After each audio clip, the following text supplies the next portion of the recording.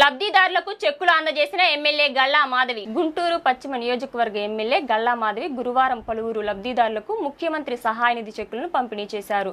జీవితంలో అనుకోని పరిస్థితుల వల్ల ఇబ్బందులు ఎదుర్కొంటున్న కుటుంబాలకు ప్రభుత్వం చేయూతగా నిలుస్తోందని, ఆపదలో ఉన్న ప్రజలకు పక్కనే నిలబడడమే తమ ధ్యేయమని ఎమ్మెల్యే గల్లా మాధవి పేర్కొన్నారు. ఎమ్మెల్యే గల్లా మాధవి నియోజకవర్గ పరిశీలకులు సింహాద్రి కనకాచార్యులు లబ్ధిదారులకు చెక్కులను పంపిణీ చేశారు. మొత్తం 10,21,450 రూపాయల విలువైన సహాయ నిధి లబ్ధిదారుల చేతికి అందజేశారు. ఈ సందర్భంగా ఎమ్మెల్యే గల్లా మాధవి మాట్లాడుతూ, ముఖ్యమంత్రి నారా చంద్రబాబు నాయుడు సంక్షేమ పాలనలో ఎవ్వరూ నిరాశలో ఉండకూడదు. ప్రజల కష్టాలు తీరే వరకు ప్రభుత్వం తోడుగా ఉంటుంది.